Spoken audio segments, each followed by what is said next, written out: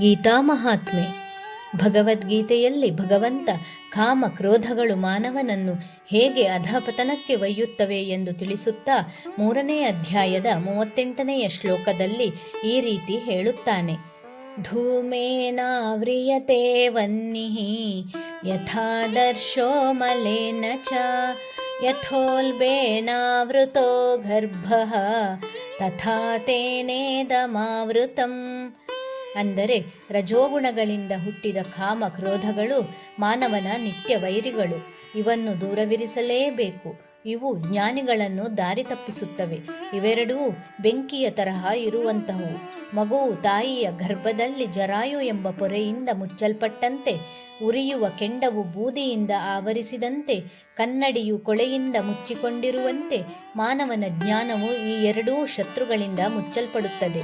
ಇವುಗಳು ಅವನನ್ನು ಅಧರ್ಮದ ಕೆಲಸವನ್ನು ಮಾಡಲು ಪ್ರೇರೇಪಿಸುತ್ತವೆ. ಮನುಷ್ಯನ ಒಳಗಿರುವ ಎಲ್ಲ ಉತ್ತಮ ಸ್ವಭಾವಗಳನ್ನು ಈ ಕಾಮ ಕ್ರೋಧಗಳು ನುಂಗಿಬಿಡುತ್ತವೆ. ಇದನ್ನು ನೀಗಿಸಲು ನಾವು ಭಗವದ್ಗೀತೆಯಂತಹ ಧಾರ್ಮಿಕ ಗ್ರಂಥಗಳ ಪಾರಾಯಣವನ್ನು ಮಾಡಬೇಕು.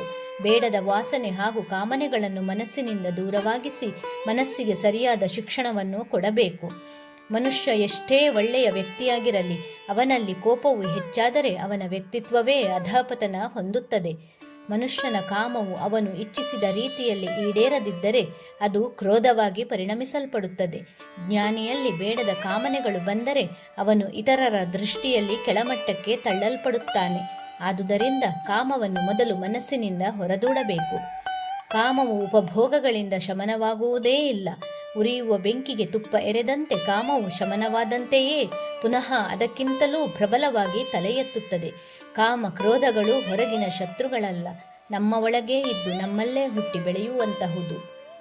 ಕಾಮ ಸತ್ಯವ ತಿಂದಿತು, ಕ್ರೋಧ ಜ್ಞಾನವ ತಿಂದಿತು, ಮೋಹ ವಿರಕ್ತಿಯ ತಿಂದಿತು, ಮದ ಭಕ್ತಿಯ ತಿಂದಿತು. ಈ ಕಾಮ ಕ್ರೋಧ ಲೋಭ ಮೋಹ ಮದ ಮತ್ಸರಗಳೆಂಬ ಅರಿಷಡ್ವರ್ಗಗಳು ಎಲ್ಲ ಸದ್ಗುಣಗಳನ್ನೂ ಇಲ್ಲವಾಗಿಸಿ ಮನುಷ್ಯನನ್ನು ಅಹಂಕಾರಿಯನ್ನಾಗಿ ಮಾಡುತ್ತವೆ. ಎಲ್ಲವನ್ನೂ ಬೆಳಗಿಸುವ ದೀಪ ತಾನೂ ಬೆಳಗುತ್ತಾ ತನ್ನ ಸುತ್ತಲಿರುವ ಲೋಕದ ಕತ್ತಲೆಯನ್ನೂ ನೀಗಿಸುತ್ತದೆ. ಆದರೆ ಅಲ್ಲಿ ಹೊಗೆ ತುಂಬಿಕೊಂಡಾಗ ಅಲ್ಲಿ ಬೆಳಕಿದ್ದರೂ ಅದರ ಬೆಳಕನ್ನು ಹೊರತರಲಾಗುವುದಿಲ್ಲ. ಅದರಂತೆಯೇ ಜ್ಞಾನವೆಂಬ ಬೆಳಕಿರುವ ಮನುಷ್ಯನಲ್ಲಿ ಕಾಮ ಕ್ರೋಧಗಳೆಂಬ ಹೊಗೆ ತುಂಬಿದಾಗ ಅವನ ವ್ಯಕ್ತಿತ್ವ ಅವನಲ್ಲೇ ದಮನವಾಗುತ್ತದೆ. ಅದಕ್ಕೆ ಹೊರಬರುವ ಅವಕಾಶವೇ ಸಿಗುವುದಿಲ್ಲ. ಆದುದರಿಂದ ನಮ್ಮ ನಾಶಕ್ಕೆ ಕಾರಣವಾಗುವ ಈ ಎರಡೂ ವೈರಿಗಳನ್ನು ನಮ್ಮಿಂದ ದೂರ ಮಾಡಬೇಕು ಎಂದು ಭಗವಂತ ಉಪದೇಶಿಸಿದ್ದಾನೆ. ಹರಿ ಓಂ.